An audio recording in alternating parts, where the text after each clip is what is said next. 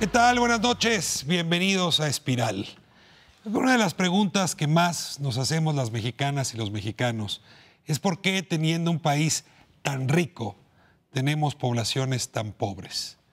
Hay una enorme cantidad de respuestas fáciles a esta pregunta y otras tantas fundamentales que francamente no hemos explorado.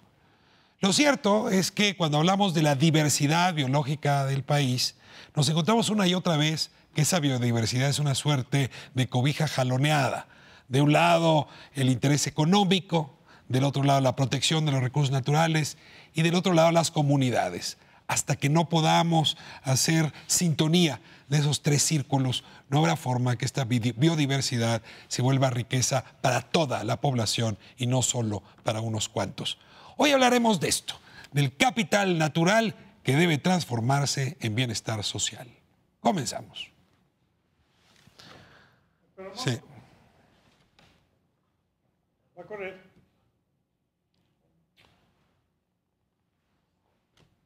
3, 2. ¿Por qué tenemos un país rico en recursos naturales y tan pobre socialmente? De esto hablaremos esta semana en Espiral.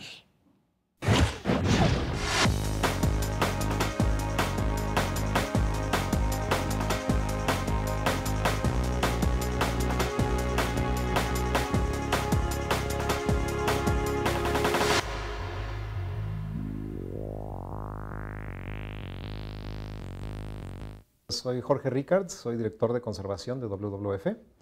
Cualquier actividad productiva puede ser sustentable.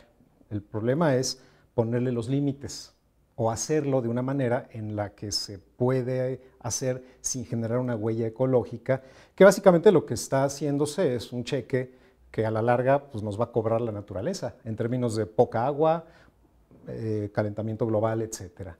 Podríamos hablar de agricultura, o podríamos hablar de turismo y desarrollo costero, o podríamos hablar hasta de temas tan complejos como el uso y extracción del petróleo o la minería. Es decir, no se trata de no hacer actividades, se trata de hacerlas dentro de un parámetro que permita que la huella ecológica no se rebase en términos de sustentabilidad. Ejemplos ya hay varios en el mundo. En México destacan temas forestales en términos de comunidades indígenas que manejan sustentablemente sus bosques, son certificados, no solamente comunidades indígenas, comunidades en general, hay varios casos. En términos de turismo también hay algunos casos bastante exitosos y lo interesante es que vemos que van creciendo estos casos, donde comunidades están siendo ya receptoras de turismo y están, por lo tanto, generando un ingreso a cambio del reconocimiento de que es el entorno lo que atrae al turismo. Ahora, el tercer caso tendría que ser ya llevado a política pública, es decir, estamos hablando todavía de casos que tienen un cierto impacto, pero todavía muy local. Lo que tenemos que hacer es llevar esto a una política pública real. Ya está en nuestras políticas en general el tema de sustentabilidad, pero todavía no tenemos una aplicación directa en los terrenos productivos más impactantes, como son la ganadería extensiva, como puede ser la minería y otras actividades. Empezamos a hablar de capital natural y bienestar social y tenemos una mesa estupenda. Les doy la bienvenida a Espiral esta noche. Les agradezco que estén aquí. Bueno, como es costumbre en Espiral, les voy a pedir que se presenten. María Andrade, comenzamos con usted. María Andrade, directora ejecutiva de ProNatura Península de Yucatán. Empecé en el tema de la conservación. Bueno, primero estudié biología porque no quería saber nada de números ni de política, y eso es verdad. Me veía en un espacio donde tenía que hacer observación de la biodiversidad, pero ahorita estoy exactamente haciendo eso, cuestiones de gestión política y trabajando con números en la recaudación de fondos. Si uno no puede evitar sus fantasmas, ¿verdad? Sí, definitivamente. Doctor José Sarrucán, me da mucho gusto tenerle aquí. No, gracias por la oportunidad y el espacio es espléndido. Bueno, yo estudié biología también, después me metí a investigación ecológica que hice por muchos años en la UNAM, en el Instituto de Biología primero, en el Instituto de Ecología después, y luego, bueno, tuve un interregnum. También político, de alguna medida. De gestión académica, vamos a llamarle. Pero aclaremos rector de la Universidad Nacional, porque si no... Y en un momento, en 1992, tuve 91 en realidad, la oportunidad de proponer la existencia de un organismo que recopilase, estimulase la información sobre diversidad biológica en México. Era justo antes de la reunión de Río. Era lo que el país llevaría como propuesta mexicana.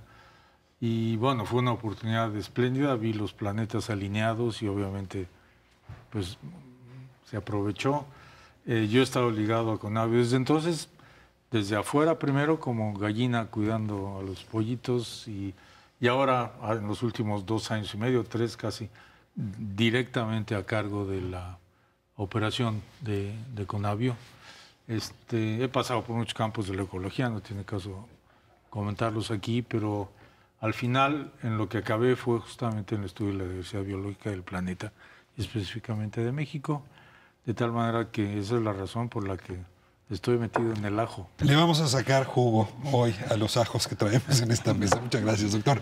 Luis Fuello, bienvenido. Luis Fuello, soy comisionado nacional de áreas naturales protegidas. Nosotros nos involucramos en el tema de la biodiversidad a partir del tema de los recursos marinos a finales de los 70s, 79, 80. Participamos en un programa de evaluación de los recursos vivos del mar, particularmente los recursos pesqueros con la FAO, en un programa financiado por el PNUD. Y de la evaluación de los recursos llegamos a la conclusión de que no es equivalente la extensión de nuestros mares, de nuestra zona económica exclusiva, con la abundancia de recursos en virtud de la biodiversidad marina que tenemos. Y eso nos llevaba al siguiente paso, que era administrar adecuadamente los recursos y generar la conciencia entre los usuarios de que había que racionalizar su uso para poderlos mantener de manera sistemática. Tuvimos oportunidad de participar en la aplicación de la legislación ambiental en la parte marina pesquera y ahora en todo el territorio nacional responsable de la administración de las áreas naturales protegidas de México. Luis, bienvenido, me da mucho gusto tenerle aquí. Omar Vidal, me da mucho gusto también que nos acompañe. Muchas gracias, Omar Vidal. Soy director general del Fondo Mundial para la Naturaleza, esta organización que tiene el Pandita, que tiene más de 100 oficinas en varias partes del mundo. Yo empecé en esto por curiosidad. Empecé a mirar los animales y mirar el entorno desde chico y desde esa curiosidad me llevó a estudiarlos y al entenderlos y al tratar de entenderlos me preocupé por conservarlos. Después de estudiar biología y ingeniería bioquímica en el TEC de Monterrey, trabajé con Naciones Unidas unos 8 años en varias partes del mundo, en África, en el Medio Oriente y regresé a México en el 2003 y de ahí estoy trabajando para WWF como director de México. Pues bienvenido, Omar. Déjenme abrir con una primera pregunta y que en realidad tiene que ver con una suerte de divorcio todavía en la mente de muchos. Y es esta idea de que el capital económico tiene por costumbre arrasar con el capital natural y que ninguno de estos dos tienen que ver con el capital social, es decir, de las organizaciones. Los empresarios llegan y ponen una mina que arrasa con el lugar, les pongo el ejemplo rápido, es muy los conservacionistas, o quienes quieren conservar, se enfrentan al poder económico. Del otro lado, las comunidades, siempre ahí un poco como sándwich, marginadas. ¿Hay posibilidades realmente de volver esto parte de un mismo esfuerzo, ponerlos en una misma sinergia? Yo creo que sin duda lo que ha descrito ha sido cierto. El interés económico ha sido preponderante en la toma de decisiones de qué hacer con ese capital natural, pero no tiene por qué ser así. Y esto es lo que creo que hemos insistido todos los que estamos alrededor de esta mesa, de que es perfectamente posible hacer no solamente una conservación, sino un manejo con utilidad económica de manera sustentable y tener desarrollo económico. Desarrollo económico no del capitalismo cavernícola que sufrimos y vemos todos los días, sino algo sensato y claro dentro del acotamiento que las condiciones ecológicas ambientales producen. Esto es perfectamente dable, se da en muchos sitios fuera de México y en muchos sitios en México. Y tenemos ejemplos. México, es lo que le voy a preguntar, ¿México tiene ejemplos en efecto donde se ha podido combinar los intereses de unas y otras partes? Sí, yo quisiera empezar diciendo que es un falso dilema ese de que desarrollo y conservación de los recursos naturales. Lo que pasa creo que no hemos hecho los que nos dedicamos a esto, el trabajo suficientemente bien para hacer del conocimiento de la gente, de las comunidades, como mencionas, del valor de la biodiversidad y del valor ambiental de los ecosistemas. Lo tratamos de ver más ambientalmente, pero tiene un valor económico tremendamente importante. Son motores de desarrollo. Nuestras áreas protegidas, los bosques, los mares, las especies, tienen este capital, nos ofrece la oportunidad de avanzar, la oportunidad de crear empleos, y creo que ahí está para mí el tema. Tenemos que hacer un esfuerzo mucho mayor en comunicar precisamente estas cosas. Yo creo que el secreto debe estar en la planificación del territorio.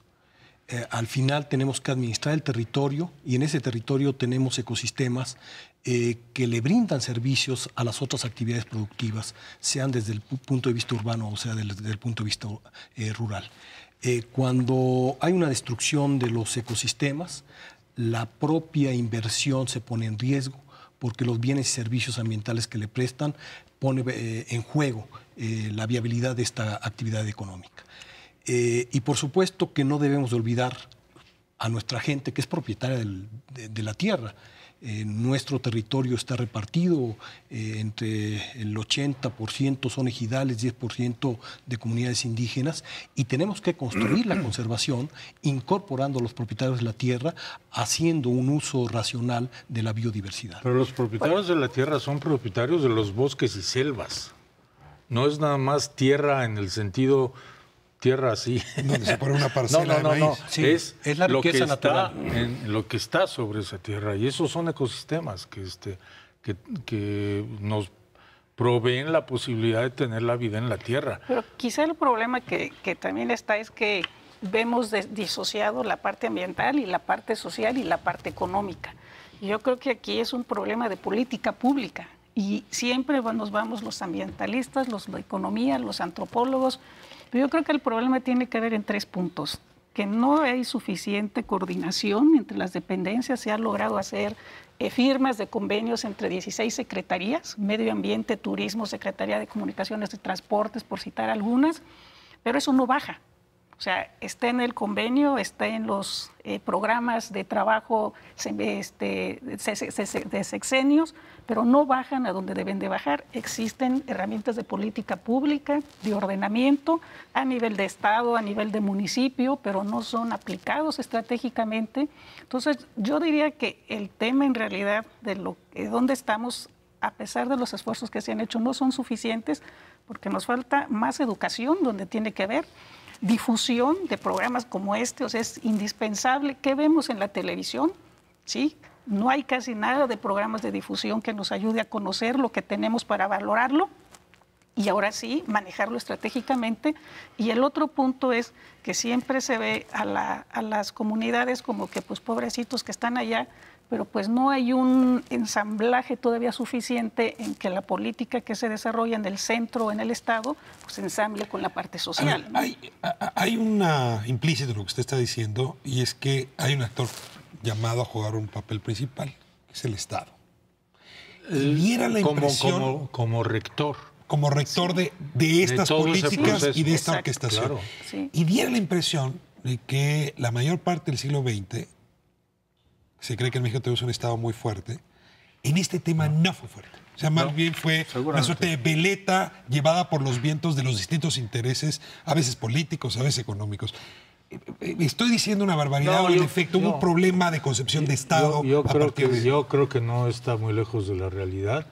Yo siempre he dicho que la rectoría, el cuidado del ambiente, vamos a llamarle, no nada más esta cuestión de el manejo de nuestros ecosistemas, de los que dependemos total y absolutamente en México y en todo el planeta, sino otros aspectos del ambiente deben ser de rectoría del Estado, como otras cosas, la educación, la salud, la seguridad, por ejemplo. Y está ocurriendo de manera, yo creo que muy tangencial, porque curiosamente ha habido un movimiento social, primero, sí, y seguido y apoyado y yo diría fertilizado mucho por el trabajo académico que se ha desarrollado muy fuertemente en México, que es el que ha traído a la atención de muchas áreas de gobierno el ponerle cuidado a esto. Además de una esfera internacional, es decir, la Convención de Biodiversidad, la cuestión del cambio climático, etcétera, son también visiones que han hecho mirar hacia este punto de manera más atenta. Quizás debamos de poner sobre la mesa el tema también del Estado de Derecho. Efectivamente hubo durante muchas décadas una debilidad porque en nuestra legislación no estaban reflejados los temas ambientales y solo colateralmente en la década de los 70 el tema ambiental estaba directamente ligado al tema de la salud vía la contaminación y básicamente... Pero medio ambiente ligado a salud casi siempre. Sí. Así es. En su inicio.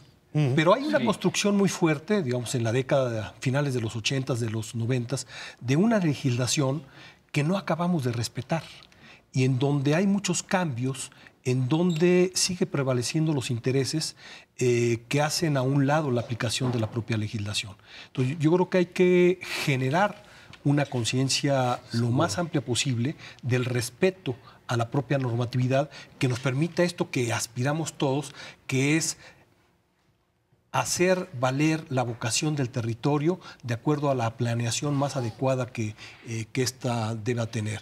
Por supuesto que requerimos la producción de alimentos en una frontera agropecuaria, requerimos que nuestros ecosistemas bien conservados se mantengan, que haya los corredores biológicos para que la biodiversidad tenga sus espacios y las zonas urbanas perfectamente diseñadas y planeadas para que todo esté en armonía y los procesos de contaminación los estemos controlando. Pero a esta falta de cumplimiento de la legislación y ignorancia, que es cierta, hay que poner dos cosas, una negativa, otra positiva. La negativa es que no ha habido una transversalización del tema ambiental en todas las políticas públicas. Presupuesto, educación. Al parecer, la única entidad responsable de qué pasa con el ambiente en este país es la Secretaría de Medio Ambiente y Recursos Naturales. Ni los municipios ni los gobiernos estatales. Ya no digamos eso. No solamente en los tres niveles de gobierno, sino en las diferentes. Sectorialmente. Y la otra cosa positiva y muy importante, y esto habrá que usarlo, y las organizaciones no gubernamentales, y yo diría que todo el mundo, pero especialmente las ONGs, deberían atender, es esta apertura a las demandas colectivas que se acaba de abrir, que incluye cuestiones ambientales. Ahora es posible que una persona o un grupo de personas en representación, por ejemplo, de una población, demanden al presidente municipal por haber arruinado el río, porque puso ahí junto una planta que quién sabe qué día. Es responsable. ¿No? Y a ser responsable, porque lo que ha habido es una total inmunidad a estos daños ambientales, porque la gente hace esto, se queda 2 o 3 años en la presidencia o en la gobernatura o lo que sea, y desaparece y no pasa nada. Y ahora tenemos un arma verdaderamente útil, que se puede manipular mal, desafortunadamente, pero que tenemos conocimiento para regularla, que hay que usarla, que la sociedad además permite que la sociedad se involucre fuertemente. Martín, tengo que irme a corte. Déjame dejar sembrar una idea y regresamos contigo. Pero, de una vez para que vayan pensándola. Yo he escuchado, digamos, a algunos ambientalistas o pseudoambientalistas decir que el Estado no es la solución, que lo que se ha aprobado en otros países es privatizar.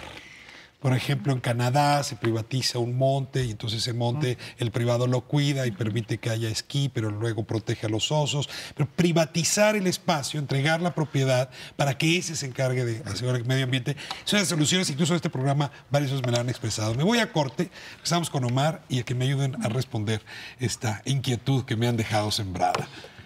Regresamos.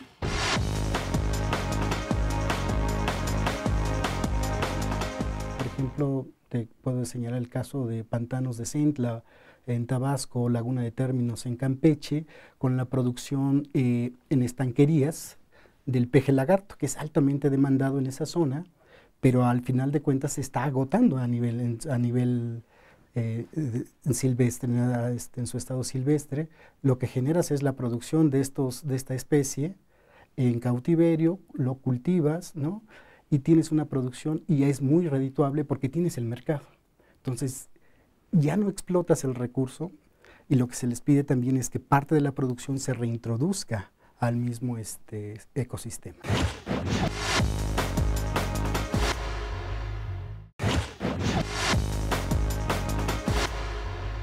Mi nombre es José Juan Arriola Arroyo, director de Actividades Productivas Alternativas en la Comisión Nacional de Áreas Naturales Protegidas. Todo el territorio que tenemos decretado como áreas naturales protegidas, de cerca del 70 al 80% de este territorio, tiene dueños. Son propiedades de comunidades indígenas, de ejidatarios y de pequeños propietarios, ¿no? A nivel de las áreas naturales protegidas, que representan la población, su población representa alrededor de 1.4 millones de personas. De ese 1.4 millones de personas, 140,000 aproximadamente corresponden a población indígena, ¿no? Estamos hablando de alrededor de 8,000 localidades que están asentadas en el territorio y que son dueñas y propietarias. Y hay una gran discusión entre si la conservación no puede darse sin la misma gente. Estamos acostumbrados al modelo de los parques nacionales donde no hay población y pues es muy fácil conservar o hacer acciones de conservación. En el país es una cosa totalmente diferente. Tenemos que buscar esquemas de conservación muy diferentes. No está peleada la conservación. Yo más bien diría que la conservación no puede realizarse en este país si no se lleva de la mano con la participación directa de la población local, que son los dueños y poseedores de los recursos naturales. Contribuir a la conservación de los recursos, de los ecosistemas, pero promoviendo el desarrollo sustentable de las localidades y de la población que está asentada en estas mismas. Estamos de vuelta hablando de capital natural y cómo esto puede en realidad convertirse en bienestar social. Antes de irme a corte, quería hablar Omar Vidal, lo interrumpí, tiene la palabra.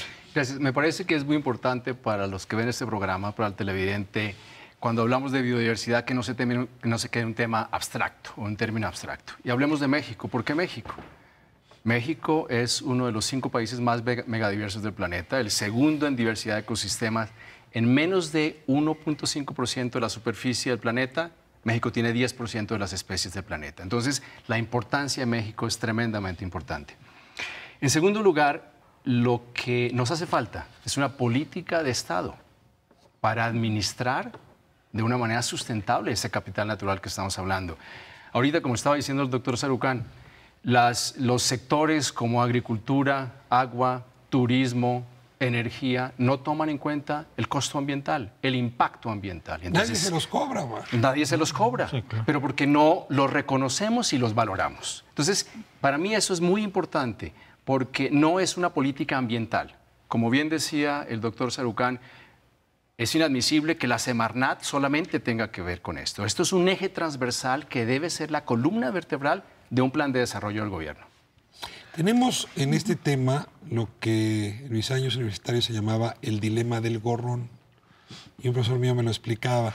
Es cuando el camión va pasando por casa de uno y uno se subía atrás para no pagar el boleto. Colgadito. Entonces uno viajaba sin pagar el costo. El problema de los recursos ambientales es que, en efecto, si las cosas funcionaran bien, todos nos beneficiaríamos, pero ¿sí? No todos queremos pagar el costo. No. Y de ahí el planteamiento que hacía antes del corte. Entonces algunos dicen, la mejor manera es privatizar. Yo le encargo a este privado que me cuide este bosque y bueno, si no me lo cuida, se lo quito. Entonces privaticemos, dicen algunos. Esa hipótesis sería la antesala a generar un conflicto social. Sí, porque eso funciona muy bien en Canadá o en Finlandia. En México, donde 80% de bosques y selvas son propiedad comunal, rural, indígena. ¿A quién se le entrega? Lo que tenemos que hacer es que los propietarios de la tierra se apropien de los procesos de conservación, claro, y construyamos juntos con ellos las alternativas productivas que sean compatibles con la conservación. Sí, pero las comunidades dicen, yo vengo 300 años cuidando la comunidad, si en realidad yo ya la cuidaba. Pero mira, en realidad lo que pasa en el terreno, o sea, yo veo, y mi experiencia ha sido más del campo, ¿no? Si bien estoy en un trabajo administrativo, tenemos mucho contacto en la percepción de la gente. Si la gente no tiene que comer hoy, no te va a cuidar un árbol, o te va a cuidar tu cerdo, o va a proteger el jaguar, o va a eso. O sea, a la gente hay que darle maneras de que pueda sobrevivir en una calidad de vida digna, pero con formas que sean lo menor, de impacto menor a los recursos de los cuales En ese vivimos. mismo sentido. ¿Sí? Entonces, yo te puedo dar dos Sí. ejemplos muy tangibles con eso, y lo comentábamos con Jorge hace rato. Celestún es una reserva de humedales en la península de Yucatán, Yucatán concretamente. Es la zona donde se Reserva alimenta de la biosfera, reserva de la humedales, biosfera de humedales. donde están los reserva de la flamencos. biosfera de ¿Dónde Celestún. están los flamencos? Es la principal zona de alimentación de los flamencos. Hace 12 años se hizo un estudio de preguntarle a los turistas por qué iba a Celestún.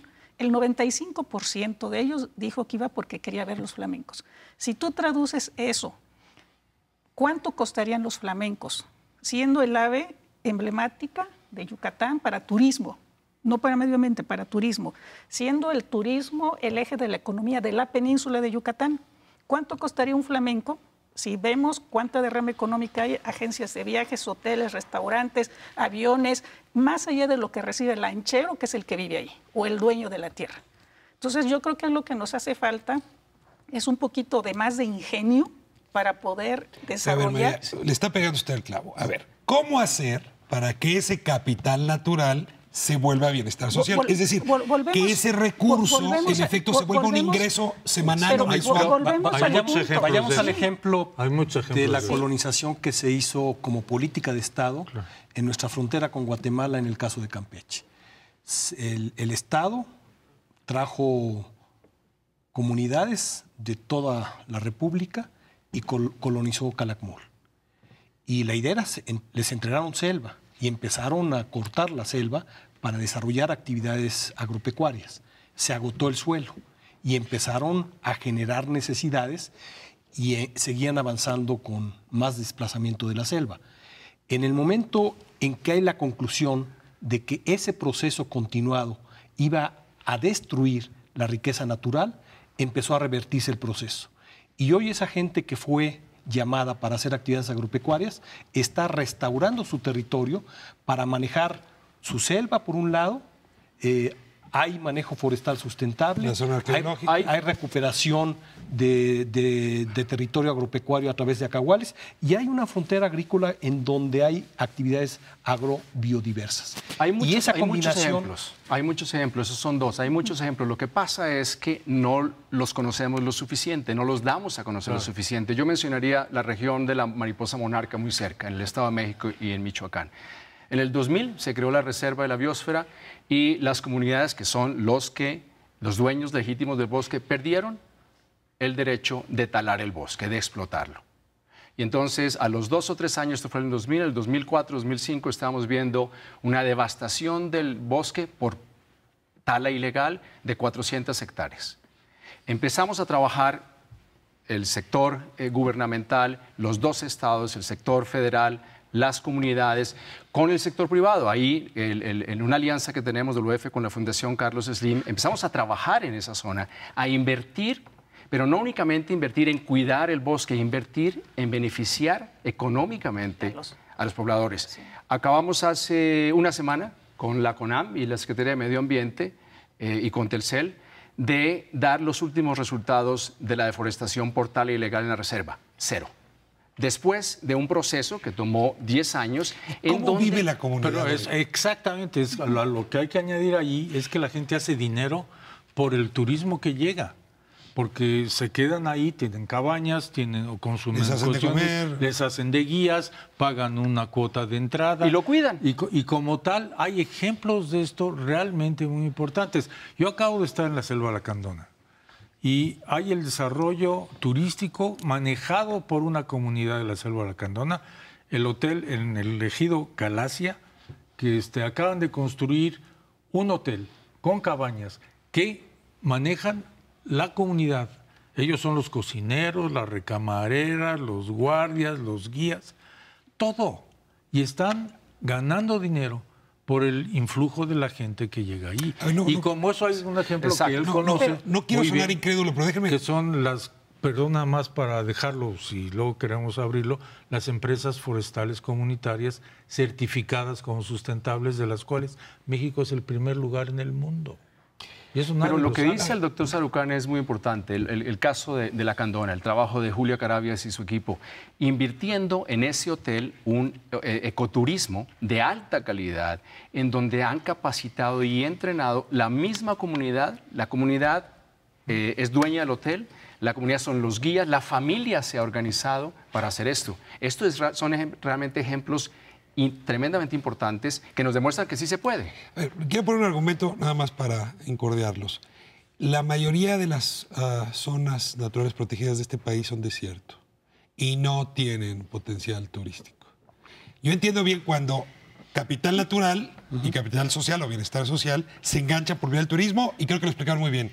¿Qué hacemos con aquellas comunidades que no pueden transitar por la vía del turismo? No, es que no es la única opción. O sea, el turismo son ejemplos tangibles que puedes ver y que es una actividad económica basada en algo tangible. Monarca, flamencos, tiburón ballena, hasta ahorita etcétera. todos vamos con turismo. Por eso, a ver, con uno turismo. que no sea de turismo. No, pero es que en Monarca, por ejemplo, hay... Las empresas forestales, la miel, por ejemplo, ¿no? Internacionalmente certificadas.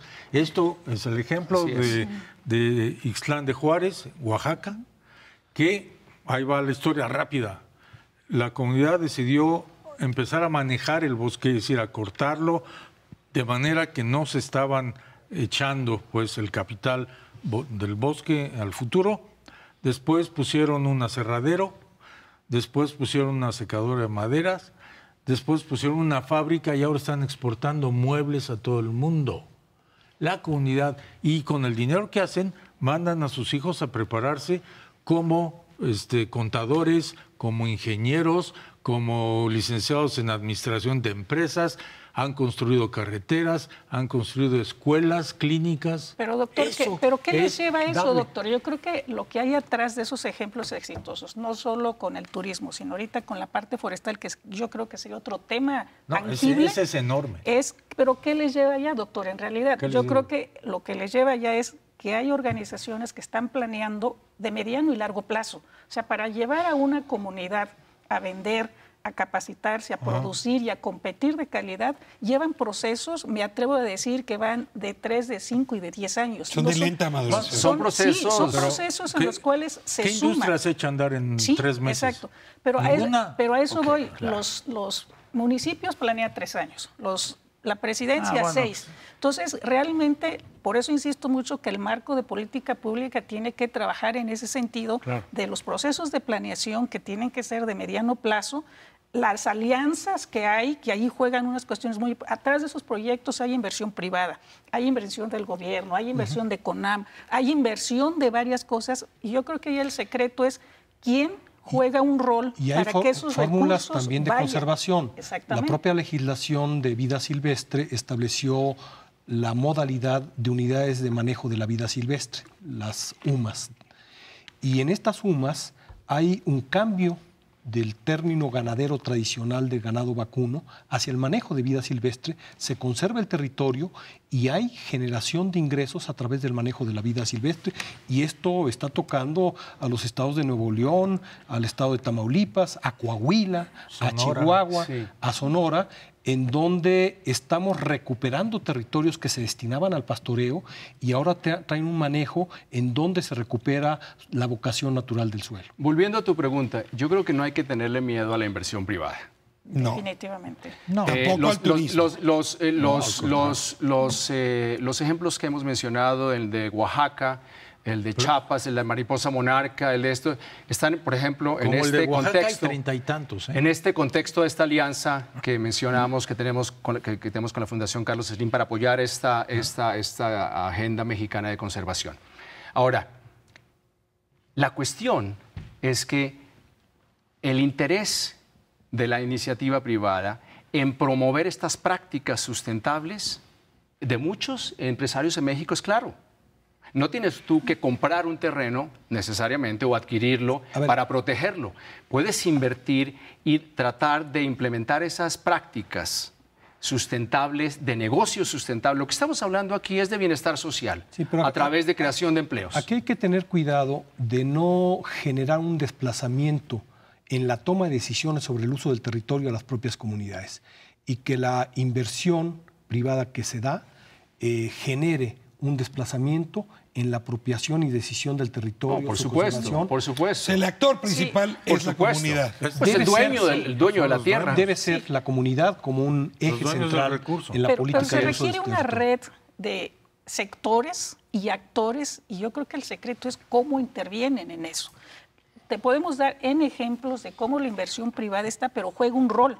Y ese rol no tiene que sobrelapar no solo los intereses de las comunidades, de otros actores locales. Imaginémonos que tenemos hoy una comunidad que está viendo el programa y que, en efecto, como comunidad está a cargo de un manantial o a cargo de un bosque o a cargo de una zona minera y no sabe con quién acudir, con qué organización o qué entidad de gobierno para orientar y, en efecto, construir una agenda medioambiental para su comunidad y para su región. Sí, me voy a corte, me gustaría que me ayudaran un poco a responder esa pregunta. ¿Cuál es la ventanilla o las ventanillas? No y hay luego una que sola. hablemos un poco de la agenda Muchísimas. 2012-2018 en materia de biodiversidad, la agenda de políticas públicas. Dejo esos dos temas para el postre, me voy a bien. corte y regresamos. Muy bien.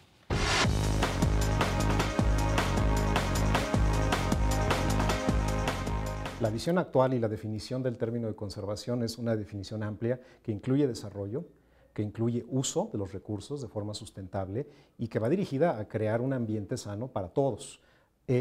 Hay formas que juntas llevan a eso. Hay que conservar y proteger algunas cosas. Hay que usar sustentablemente otras cosas. Y es la combinación de todo eso a través del trabajo de la sociedad civil, política pública, gobiernos, empresas, que va llevando a esta visión de sustentabilidad y de conservación y desarrollo, podríamos decir.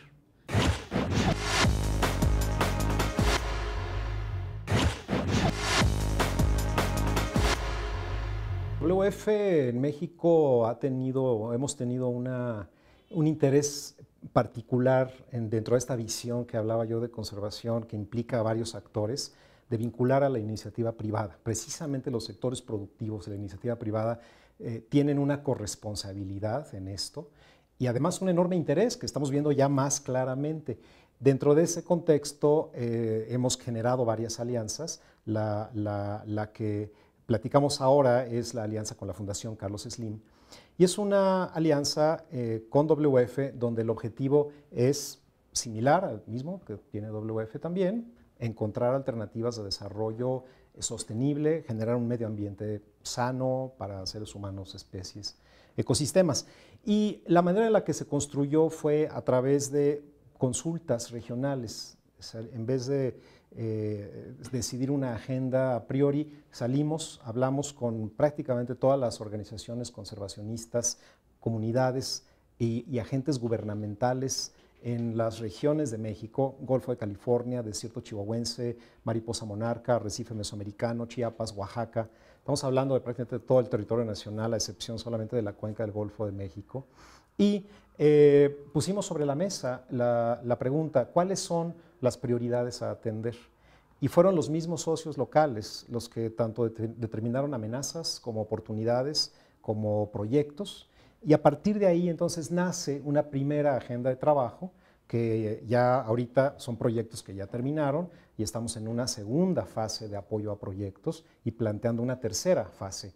Y esto está permitiendo que fondos de la Fundación Carlos Slim y de varios otros donantes nacionales e internacionales confluyan en los mismos proyectos y generen una serie de resultados muy concretos. Esto permite generar una visión conjunta de desarrollo y conservación donde está el gobierno, la sociedad civil organizada y la iniciativa privada.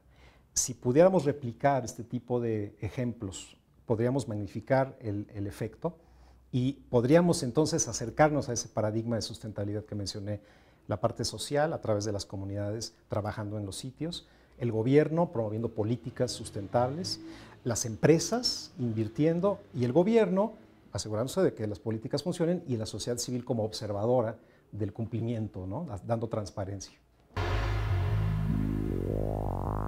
Seguimos en Espiral hablando de capital natural, este enorme capital y riqueza que tiene nuestro país y cómo esto debería traducirse en bienestar social. Ahí tenemos un drama y es que hablamos todo el tiempo de diversidad de la vida o biodiversidad, pero tenemos dificultad, y aquí en realidad lo estoy plagiando a usted, para tener diversidad de opciones. Siempre estamos pensando en una. ¿Cómo hacemos para que la biodiversidad tenga una enorme diversidad de soluciones? Llamémoslo diversidad, punto.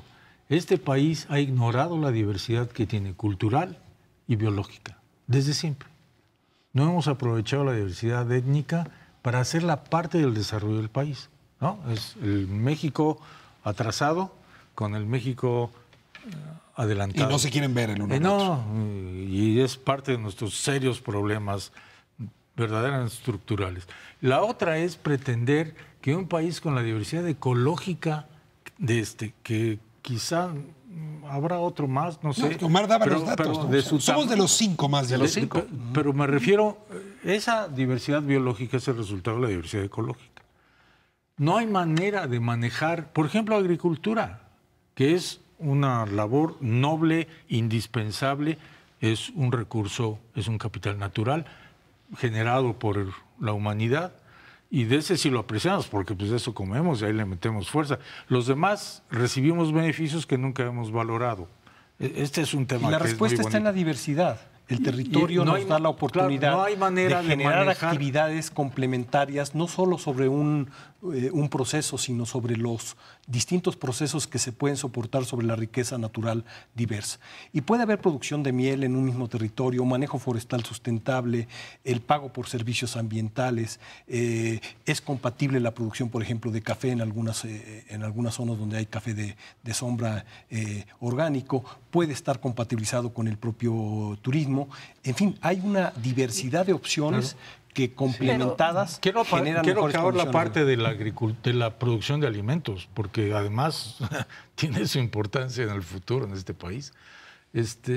Hemos querido generar o satisfacer las necesidades de alimentación con el menor número posible de formas y de modelos y de metodologías, cuando en realidad lo que necesitamos son un montón de ellas que no son tan atractivas como las praderas grandes de Iowa para sembrar maíz, que son cientos de miles de hectáreas, ¿no? De la misma cosa, parejita para ti. No podemos tener esa agricultura. Eso no nos ha entrado. En algunas partes a lo Tenemos mejor 2 sierras, 2 costas. En alguna parte a lo mejor sí, pero en otras no. No, y Este país esos fue modelos generan el agotamiento del suelo. productor de la mayor cantidad de plantas cultivadas del mundo. Es uno de los 3 sitios de diversidad. Maíz. De Centros de montones origen. de cosas. Yo quisiera De regresar centro de origen. a tu... Esa relación social, recursos, Sí. perdón, nada más, es enormemente importante. La hemos ignorado enormemente. Y yo creo que teníamos que regresar a tratar de valorar la diversidad cultural, la diversidad ecológica, biológica, y empezar a utilizarla adecuadamente. Y esto es una falla Nosotros casi estructural. Yo quisiera regresar a tu fundamental. pregunta porque que no se nos vaya a acabar el tiempo y no tengamos. Sí. La próxima administración. Yo creo que la próxima administración no solamente tiene la mesa servida, yo creo que las pasadas administraciones se avanzó, no tanto como debiéramos, no debemos sentirnos satisfechos, pero se avanzó. Pero hay una plataforma en el área de áreas protegidas, por ejemplo, de conservación de bosques, que la próxima administración tiene la responsabilidad y el desafío De cuidar y avanzar. En áreas protegidas, en conservación del agua, en la agricultura, lo que dice José. 80% de la deforestación de este país viene por cambio de uso del suelo para agricultura. Entonces, realmente, ¿dónde está la congruencia entre esa conservación de ese capital natural y satisfacer las necesidades de los mexicanos? Pero, por ejemplo, ¿cómo hacerle? Yo creo que a veces nos lleva la inercia a lo que aspiramos a ver, ¿no? Lo que quisiéramos ver como un escenario, que es un poco lo que estamos platicando. Yo diría que con base a la experiencia hay modelos, se han mencionado bastantes, que tendríamos que rescatar por qué han funcionado, porque eso sí y otros no. Entonces, hacer de eso una sistematización. Hoy ya sabemos. Ya sabemos. Pero sabemos. tendríamos que hacer una sistematización mucho más seria, mucho más robusta. María, yo de creo que eso está hecho. No, doctor, lo que yo diría es hacerlo y poderlo replicar en otros sitios con sus asegúnes como una de las maneras. Es otro punto. Exactamente. Dos, O sea, replicar modelos exitosos. replicar Deje quedarme con ese primer concepto. replicar modelos exitosos y y que hay dos, muchos. Y para eso y que hay que muchos. invertirle. Exacto, Nosotros pero tenemos un programa de conservación para el desarrollo, en donde invertimos pequeñas cantidades en las comunidades para que prueben modelos de producción compatibles con la conservación de la biodiversidad. Pero no invertimos más de 200 millones de pesos.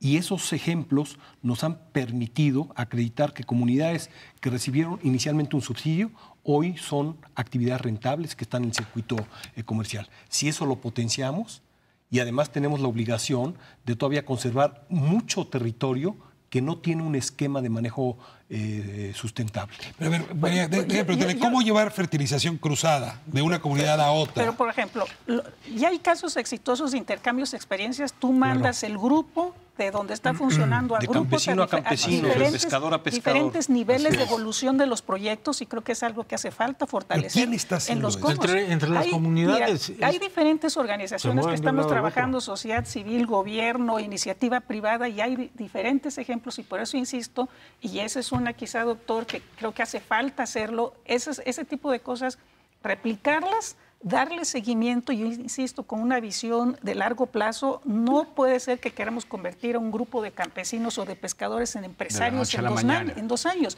Yo, la experiencia que tengo con los pescadores, en 3 años están agarrando la onda, pero alguien tiene que invertir en sus capacidades organizativas, técnicas, y después de la ¿Y ese parte del alguien es negocio. quién? Les preguntaba hace un momento si una de estas comunidades, hay organizaciones, ejemplos. quisiera tocar una puerta, Mira, ¿cuál toca? Mira, hay ¿Toca la de varios- Semarnat? ¿Toca hay la varios- de hay varios, Pronatura? hay varios ventanillos. Yo nada más quisiera acotar finalmente esto, en que los arreglos que se tienen que dar para que esto pase, ¿sí? Tenemos un ejemplo y una alianza con CONAM, BBF, con recursos de la Fundación SLIM en la parte noreste de la península de Yucatán, con reforestación. No pudimos haberlo logrado solos por cuestiones de escala. Nosotros estamos en el sitio, conocemos a la gente, tenemos buena relación. Está la CONAM con un esquema organizativo. CONAFOR también. CONAFOR, están los fondos que Pero vienen de la debería haber fundación. un lugar donde Pero entonces se tienen que dar ciertos ingredientes para que eso vaya, camine. Aquí la fórmula se debe ser el manejo del complemente, territorio y hacer converger las políticas públicas en el mismo territorio alineadas, que el sector agropecuario, el sector forestal, el sector De desarrollo social. Ahora, desarrollo me quedan de- 5 minutos y necesito ir al tema que ya dejaba Omar sembrado. A ver, alguien tiene que alinear. O sea, a mí esta idea de que del caos va a surgir el alineamiento me parece que es parte No, del tiene que problema. haber una visión.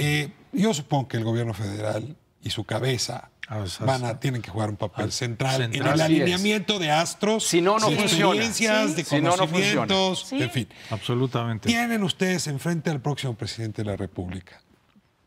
Sabremos cómo se llama en breve. ¿Qué Hoy. le sugerirían? que la política económica del país tiene que estar basada en una transversalidad, o sea, no solo en A la ver, firma, explíqueme eso, porque suena- transversalidad. Él es debe entender, que pero yo no.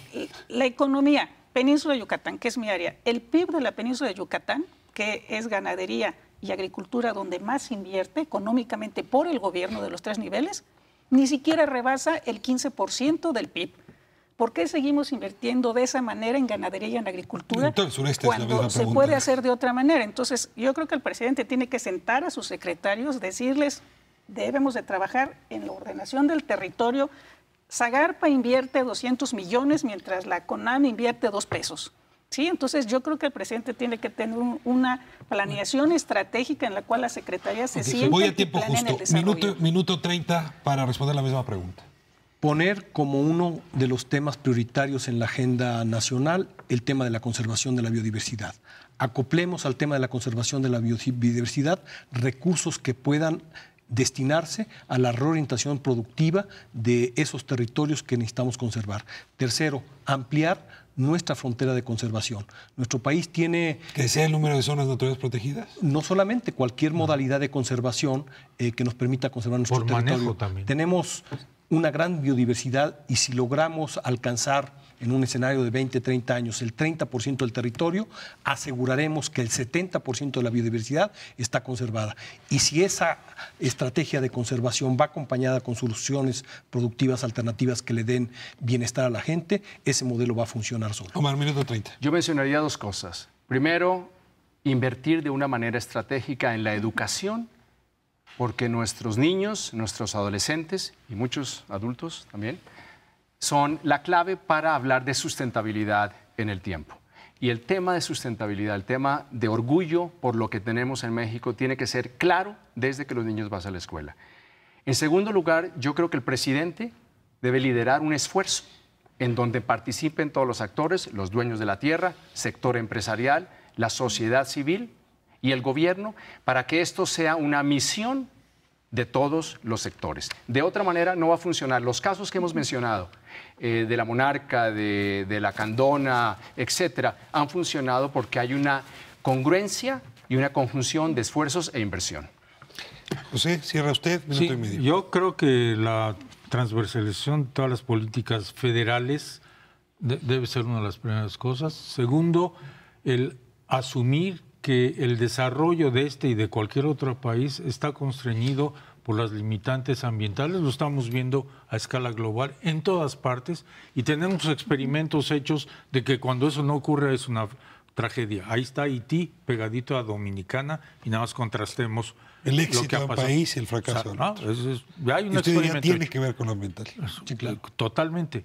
Y el otro punto es que hay que darse cuenta que no vamos a poder conservar esa biodiversidad. En realidad los ecosistemas y los servicios que nos ofrecen, que es la producción de agua, la captura de CO2 que estamos produciendo en cantidades industriales ahora, la producción de agrícola que depende de los polinizadores que están en las comunidades, la conservación de los suelos, el evitar catástrofes por deslaves, por las lluvias, etcétera. Todo eso tiene un valor, pero vamos más allá, dependemos sustancialmente de ese entorno ambiental. Somos producto del mismo proceso que todas las especies que están ahí generaron, que es la evolución. Estamos dándole en la chapa al teatro evolutivo del cual somos producto. Y lo dicen los mexicanos que mejor han entendido a Darwin, así es que mejor vamos haciéndole caso. No saben cómo les agradezco a los cuatro el programa. Ha sido una delicia escucharlos. Gracias, al contrario. Me quedo muy movido en realidad, para apostar, como muchos otros, por este país y su biodiversidad. Muchas gracias. Sí. Nos vemos próximo miércoles, 11 TV México, 9:30. Gracias por habernos permitido entrar a sus hogares.